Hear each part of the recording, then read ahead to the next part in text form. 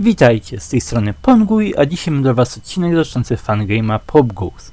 Przez chwilę na kanale nie było nic więcej jak tylko FNAF World Update 2 i ten film chwilę czekał na to, aż pojawi się na kanale. Zanim wezmę się za jakieś omówienie update'a drugiego, to dam jeszcze ludziom trochę czasu, żeby przeszli grę samemu, zanim zacznę spoilerować ten ending. Tymczasem dzisiaj opowiemy sobie o postaciach z Pop Goes'a i o tym, kto jest kim. Zapraszam do oglądania. Zanim jeszcze zaczniemy ten cały temat, małe info i raczej niestety niezbyt przyjemne. Z winy programisty, który z pewnych powodów najprawdopodobniej nie wyrobi się, wydanie Pop Goes'a może się przesunąć w czasie. Może. Wciąż istnieje szansa, że 6.6 gra będzie gotowa. Nie jest to pewne, ale najprawdopodobniej data może zostać przesunięta. Jak można zobaczyć na stronie Game Joltowej, w opisie powróciła informacja, że nie ma gotowej daty i w najnowszym teaserze też ona zniknęła, niestety. No ale co poradzić? Inną opcją byłoby wypuszczenie zbugowanej gry, a potem zaktualizowanie jej i niby to jest już jakiś pomysł. No ale raczej niewiele osób chciałoby grać w zbugowaną grę, która się będzie rozwalać. Czy tak z mojej perspektywy jakby przez przypadek i przez bugi zaczęły wychodzić jakieś sekrety gry, zupełnie przypadkiem. No nie chciałbym tego. Ale cóż, to tyle z tych newsów. Przejdźmy do właściwej treści odcinka.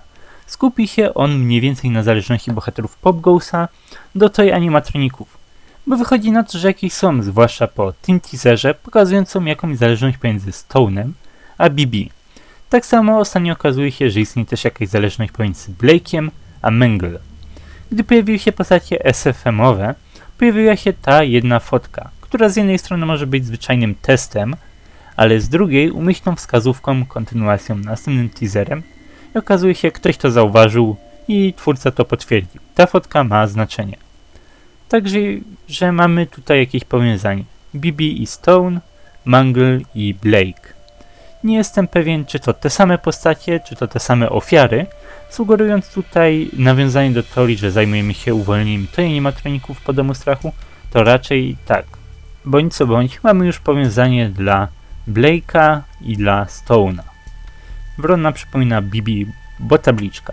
Borsuk przypomina Mangle, bo nie wiem.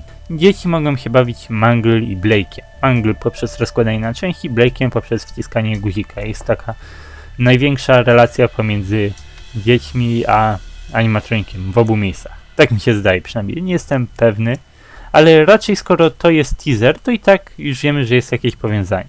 Ale co z resztą? Zostały nam siostry wiewiórki, czyli Sarah i Saffron, a także Pop Goes i oni reprezentują Toy Freddy'ego, Toy Bonniego i Toy Chickę, tylko że w jakiej kolejności? Cóż, mnie z jednej strony najbardziej przekonuje to, że Pop Goes jest najważniejszy, czyli jest Toy Freddym, tym głównym z mikrofonem, kapeluszem etc., a Bonnie i Chica to samo co wiewiórki i wszyscy chodzą po wentylacjach. Tylko nie wiem, który to Bonnie, który to Chica. Nie wiem, jak dla mnie brzmi to przekonująco, przynajmniej na ten moment. Tak więc zapewne jest to jakieś powiązanie pomiędzy toyami a animatronikami Pop Goes'a. Już o tym wcześniej mówiłem, jeżeli całość polega na uwolnieniu ofiar z animatroników, to te zapewne są tymi samymi postaciami. Ciekawym elementem jest też tutaj Pop Goes The Plastic Grave. Jest to niestety anulowany projekt, ale już sama okładka coś nam mówi. Zdaje mi się, że czymkolwiek to miało być, skupiało się na historii animatroników Pop Goes'a, tej pierwszej piątki jeszcze przed Black Rabbitem. Dlaczego? No po pierwsze na okładce są toje i animatroniki Pop Goes'a, po drugie i znacznie ciekawsze, widzicie może coś wyjątkowego w logo na tej okładce? Jakakolwiek różnica? Tak, w normalnym Pop Goes'ie litery O są białe i reprezentują Black Rabbita. W tej książce są zielone i reprezentują samego Pop Goes'a. Dlatego uważam też, że animatroniki Pop Goes'a mają jakąś własną historię poza Black Rabbitem, która w pewnym stopniu zaczęła się przed powstaniem tego ostatniego. Ale cóż, jeżeli mówimy właśnie o Black Rabbicie, on jest tutaj dosyć istotny w całym temacie kto jest kim. On jest szóstym głównym bohaterem i choć teoretycznie nie ma związku z tojami, nie ma swojego odpowiednika tak jak reszta, to myk polega na tym, że właśnie ma.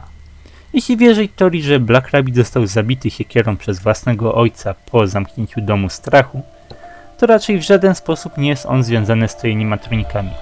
Ofiara z Black Rabbita zginęła w 2023-2024 roku, grubo ponad 30 lat po FNAF 2 i Toy animatronikach. Rozumiem, że z tego powodu on powinien być jakiś inny i w żaden sposób nie łączyć się z tematem powiązań. Gdy tamte miały pojawić się w książce i miały mieć swoje powiązania, to Black Rabbit powinien być inny, wyjątkowy. I miałoby to sens, gdyby nie fakt, że ma on kogoś, z kim się łączy. Tak, Black Rabbit, animatronik, który pochodzi z 2024 roku, ma powiązanie z marionetką. Ale jakie jest to powiązanie?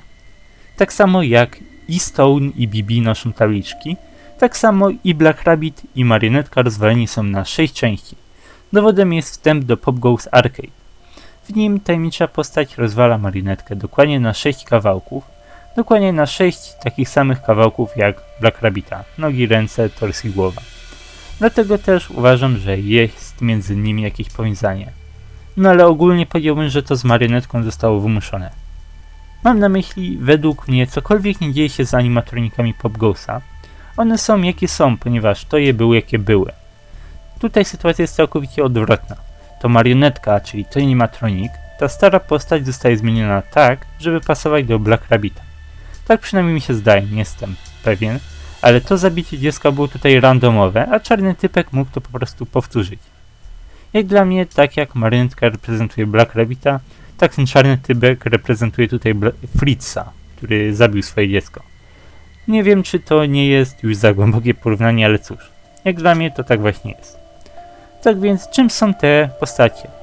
Prawdopodobnie literalnie Toy animatronikami, oczywiście poza Black Rabbitem. Mam też takie dosyć niemiłe wrażenie, że czarna istota stoi za wszystkim i cały Pop Goes kręci się wokół podrabiania różnych rzeczy przez niego.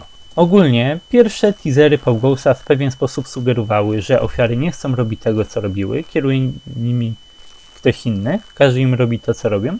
Niestety dla tej teorii te teasery są już nieaktualne, ale niekoniecznie obala to teorię. Jeżeli to prawda, to mówiłoby to, że ten czarny typek stara się podrobić Toy animatroniki. Każe ofiarom zachowywać się tak jak Toye, albo każe tym ofiarom stoi powtarzać to, co wcześniej robiły. Wymaga od nich tego. Cała lokacja, w której uwięziona jest marionetka, mięsne, takie dziwne coś, przypomina jakiś mus czy coś. Więc jeśli mowa tu o płacie czołowym na ofiary The Bite of 87. Cóż, dla mnie tym czarnym kimś może być Jeremy. Jeremy utracił płat czołowy i po jakimś czasie ostatecznie zmarł, będąc dosyć sporym świrem. Wiele osób tłumaczyło już, co powoduje utrata płatu czołowego. Przykład Finasa Gage'a, który uszkodził go sobie, pokazuje nam, że takie coś może powodować agresję, ogólnie ofiara robi co chce, nie czuje za nic odpowiedzialności. Przynajmniej według Madpata, jeśli na tym nie znam. Tak więc Jeremy ugryziony, zabity przez nienawiść marionetki do purpurowego, pośmiertnie mści się i na marionetce, i na ofiarach. Bez względu na nowe ofiary i cokolwiek, wisi mu to, od kiedy stał się świrem bez kawałka mózgu. Brzmi to dla mnie dosyć ciekawy jak na motyw jakiegoś fangame'u. Ale cóż, to tyle w temacie. Ciężko jest tworzyć rozległe teorie dotyczące jedynie teaserów. Zdaje mi się, że przed wydaniem Pop Goesa zrobię już tylko jeden odcinek dotyczący easter eggów Pop Goes Arcade. Tymczasem więcej chyba nie jestem w stanie wyciągnąć, o ile nie pojawi się więcej teaserów, czego nie jestem zbyt pewny. Na tę chwilę mogę podać wam jedynie dwie liczby. Z Game Jolta wiemy, że będzie ponad 5 easter eggowych animatroników i od 3 do 8 minigier. A więc w tym momencie dziękuję wam serdecznie za oglądanie, zapraszam do komentowania i waszych teorii w temacie Pop Goesa. Dziękuję, do zobaczenia, pa!